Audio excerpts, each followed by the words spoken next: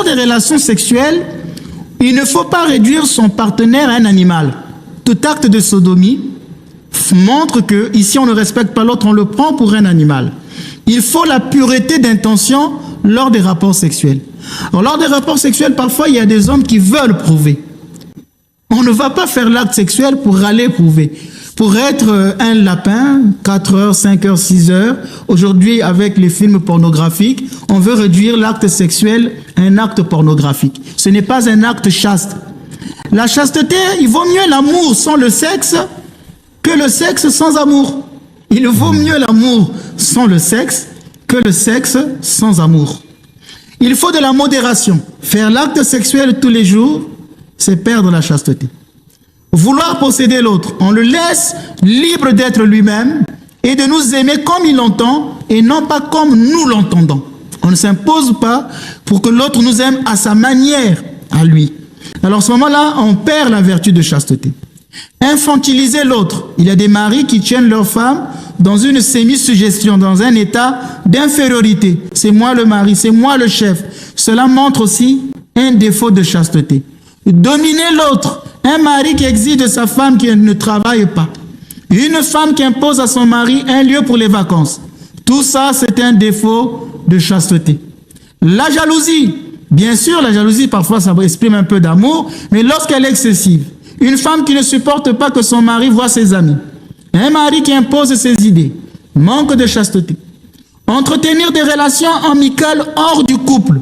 Une femme qui a une amitié excessive avec un homme, qui va se confier à un homme, même parfois sur son problème de couple, et qui se fait des amis dehors, cette femme manque de chasteté. On ne fait pas les confidences de son couple à un autre homme. Saint Grégoire de Nazianze dit, « Mais vous, ô femmes, craignez toutes sortes d'attaques pour petites qu'elles soient. Ne permettez jamais aucune muguetterie autour de vous. Quiconque viendrait louer votre beauté et votre grâce doit vous être suspect. Mais si à votre louange, quelqu'un ajoute le mépris de votre mari, il vous offense. Ah, vous êtes belle, hein? Est-ce que vous savez que votre mari ne vous mérite pas? Une telle personne qui vous dit des choses comme ça, il faut s'en écarter. Malheureusement, il y a des femmes qui entretiennent aussi des relations amicales. Ah, c'est juste une amitié. Une femme dans un couple peut avoir des amis, mais avec une certaine distance, surtout lorsqu'il s'agit d'un homme. Le confident d'une femme, c'est son mari. Mais le confident attend très souvent d'être l'amant futur.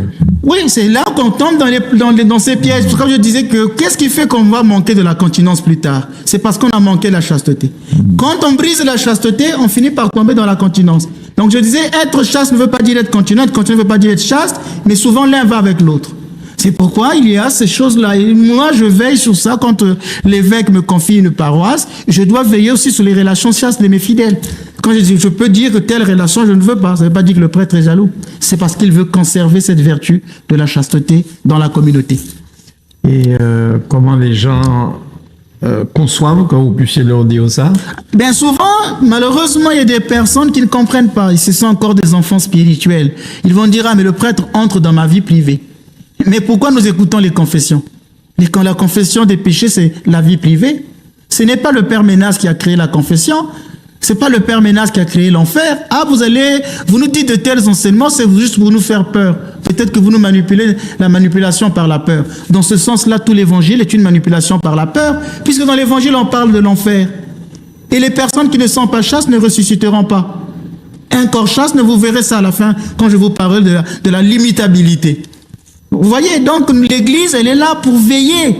Elle est là pour enseigner. Et le premier pouvoir du prêtre, c'est enseigner. Quand je viens à la télévision, vous pensez que c'est pour mes beaux yeux, même si je n'en ai pas, mais je ne viens pas pour juste me faire plaisir. Je viens là parce que j'ai le devoir d'enseigner.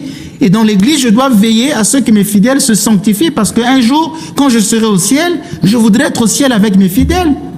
Vous pensez que je serai heureux au ciel si je vois M. Granier en enfer? Dans l'Église, on ne vient pas que pour le salut de sa propre âme. Il n'y a rien d'individualiste dans l'Église. Tout est collectif. Le salut, nous voudrons le vivre avec les autres. On n'a rien à soi pour soi. On a tout à soi avec les autres. Mais malheureusement, il y a des fidèles, quand vous leur donnez des conseils, ils se rebellent. Ils vont quitter l'Église jusqu'à se couper des sources du sacrement et des sources du salut. Et après, quand ils auront la damnation éternelle, le Père Ménas, au moins, il aurait parlé.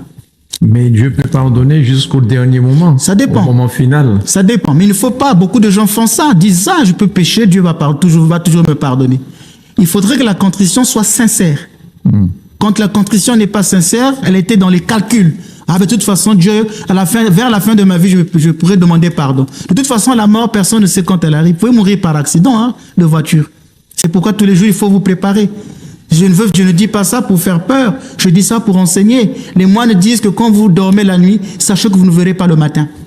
Donc déjà la nuit, quand je vais dormir, je dois savoir peut-être que je ne verrai pas le matin. Me préparer.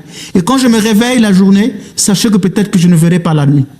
Donc chaque jour est un jour où on peut mourir. Il ne faut jamais avoir ces calculs au dernier jour, je vais me confesser. Mais qui sait?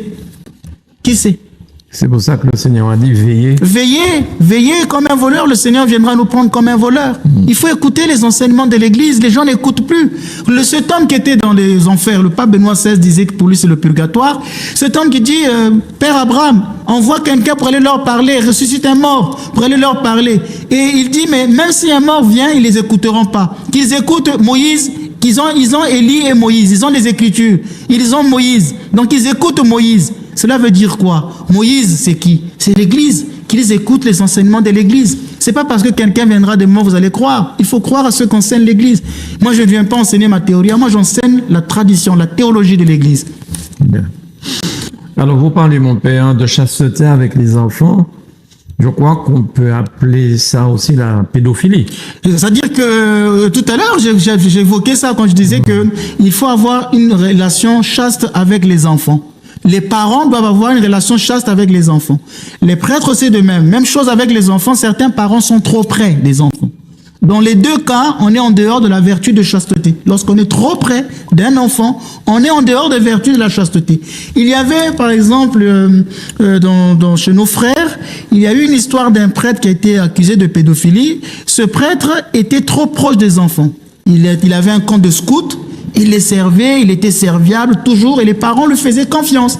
Mais il était trop près. Et on va dire, ah mais ce prêtre, vous savez, il est vertueux, il est ceci. Parfois, il pouvait avoir un défaut d'être trop proche de ses enfants. Et on a découvert plus tard qu'il commettait des actes de pédophilie. C'est pourquoi il ne faut pas être trop proche. Il y a des parents qui sont trop possessifs, qui vivent trop une intrusion dans la vie intime de leur enfant.